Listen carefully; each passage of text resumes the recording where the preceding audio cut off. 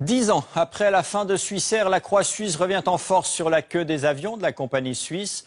L'emblème national a toujours la cote, sauf en Arabie Saoudite où les grandes marques comme Swatch ou Victorinox sont contraintes d'effacer la Croix suisse de leur logo si elles veulent vendre leurs montres et leurs couteaux. La police religieuse veille au grain. C'est un reportage exclusif de Marc Wolfensberger. Bienvenue en Arabie Saoudite, c'est le deuxième marché de la Suisse au Moyen-Orient. Nous sommes dans un centre commercial à Riyad. Ici, le shopping est un sport national, un divertissement dans ce royaume où bars et cinémas sont interdits. Les montres suisses se vendent comme des petits pains, comme ici où plus de 1000 Swatch s'écoulent chaque mois. Hors surprise, le drapeau suisse qui fait partie du logo habituel de la marque a disparu. En lieu et place, un simple Swiss Made. S'il y avait le signe de croix, il y a des gens qui achèteraient ces montres et d'autres pas. Nous sommes ici dans le royaume d'Arabie Saoudite et nous observons scrupuleusement les traditions islamiques. Alors on préfère le symbole Swiss Made. La croix pourtant n'a pas complètement disparu. On la retrouve très discrètement incrustée dans les meubles. Le revendeur, visiblement embarrassé, ne parle d'ailleurs pas de croix suisse, mais simplement du signe plus. Même scénario chez ce revendeur Tissot au centre-ville. Toujours pas de référence au drapeau helvétique, exception faite de ce petit miroir. Et là encore, c'est l'embarras. Vous savez, il est tout neuf ce miroir. On vient de le recevoir. Pour les Saoudiens, la croix suisse représente un symbole chrétien, le même qu'utilisaient les croisés. Autrement dit, c'est considéré comme du prosélytisme actif. Dans les années 90, les autorités religieuses avaient d'ailleurs essayé d'empêcher Swissair d'atterrir avec sa croix blanche éclairée à l'arrière de la carlingue. Toujours à Riyad, chez un grand armurier, quelques tireurs s'entraînent après la prière du soir. À l'honneur dans ce magasin, les couteaux de poche de l'armée suisse, très prisés. La plupart des gens l'adorent parce qu'il peut faire beaucoup de choses avec. Il y a le tournevis, les lames, les ciseaux, vous savez. Pas de tire-bouchon bien sûr et surtout un logo très différent de celui qu'on connaît avec la croix suisse. Victorinox a eu de gros soucis par le passé, livraison bloquée, cargaison saisie à la douane, à tel point que la société a fini par remplacer son logo centenaire au profit d'un simple V comme Victorinox. Mais paradoxalement, la compagnie s'est du même coup tiré une balle dans le pied. La plupart des gens nous disent que ce ne sont pas des originaux. Ils nous disent « il n'y a pas de croix, où est la croix suisse ?» Et alors, que faites-vous? On leur dit que ce sont bel et bien des couteaux Victorinox. On leur montre le manuel d'utilisation comme preuve. D'autres vendeurs Victorinox ont quand même décidé de garder le logo original, mais de le cacher derrière un sticker blanc. Hors micro, ils expliquent que c'est à cause de la police religieuse. La police religieuse, justement la voici. Elle est à l'œuvre près du souk central de Riyad. Messieurs Hussein et Quarain sont des moutawas, des gardiens de la bonne conduite islamique. Alors, que pense-t-il de l'emblème helvétique? La Suisse a ses traditions, personne n'a le droit de les violer. Et le royaume a aussi ses coutumes que personne n'a le droit de violer non plus. Personne n'a le droit de te dire d'enlever de ton passeport des symboles qui concernent ton pays. C'est pas à nous de nous mêler de ça.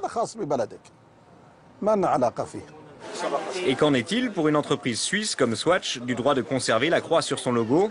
Cette fois-ci, la police religieuse botte en touche. Vous devriez poser la question à Swatch. Eh bien, c'est ce qu'on a fait. La société nous a répondu par email que l'Arabie Saoudite étant un pays musulman, elle ne permet pas d'afficher la croix en public. Et d'ajouter, Swatch Group respecte les lois dans les pays où elle est active. D'ailleurs, le SEC, l'organisme de promotion des exportateurs suisses, avertit clairement ses membres. Le ministère saoudien du commerce interdit tout signe religieux indiquant une autre confession que l'islam. Pourtant, dans les supermarchés de la capitale, en cherchant bien, on trouve la croix suisse en tout petit sur certains emballages. Keggy Fret, Cambly, Chocolat Villard, ils sont tous à portée de main. Visite guidée avec le directeur. Celui-là est passé entre les gouttes et on va le vendre certainement jusqu'à ce que la police religieuse intervienne ou n'intervienne pas.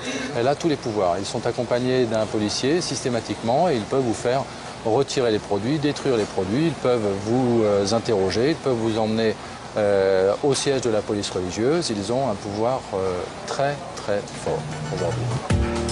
Malgré la menace, au siège de Victorinox, dans le très catholique canton de Schwyz, on a pris la décision de remettre la croix suisse à l'honneur.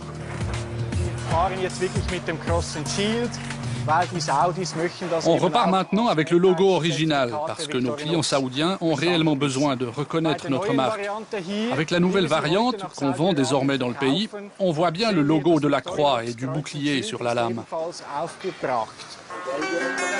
Un pari risqué, mais qui jusqu'ici n'a pas posé problème. Et l'enjeu est important. Victorinox, c'est la marque préférée des Saoudiens pour le sacrifice des moutons.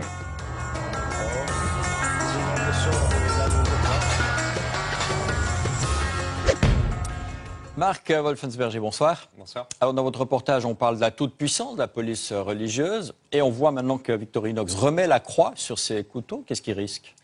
Pas grand-chose, c'est tout le paradoxe saoudien. Il y a à la fois un interdit du côté des religieux, et puis dans la pratique, les conséquences sont assez mineures. On peut voir la marchandise retirée du marché, on peut avoir des questionnements sur l'origine du logo, mais on n'a encore jamais vu quelqu'un partir en prison à cause de ça. Mais quand on entend le PDG là, de Carrefour, il a l'air de dire que c'est assez gratiné. Oui, effectivement, parce qu'eux sont constamment confrontés à des problèmes. Ils avaient des cas de Père Noël, par exemple, en chocolat juste avant Noël, qui ont été décapités par la police religieuse. Donc ils ont dû souffrir. Avec les couteaux de Victorinox? Non. Pour un journaliste comme vous, est-ce que c'est difficile de travailler en Arabie Saoudite quand on a comme interlocuteur la police religieuse, par exemple? Alors ça reste passionnant, mais c'est effectivement difficile.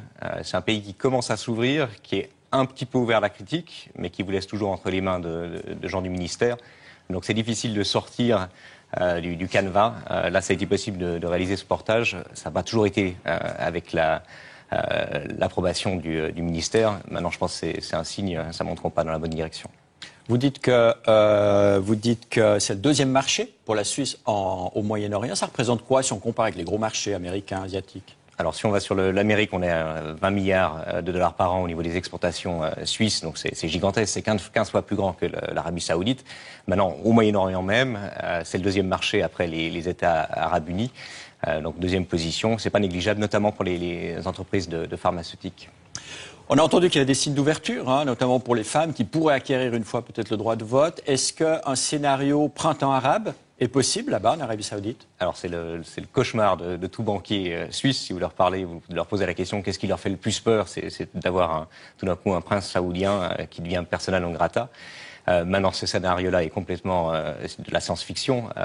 Il n'y a pas de printemps arabe, on ne parle pas de printemps arabe en Arabie Saoudite. La seule force d'opposition, entre guillemets, et avec des gros guillemets, ce sont les femmes qui justement demandent plus de liberté. Mais sinon, c'est un pays qui reste très calme. Marc, merci pour ces précisions. Très bonne soirée.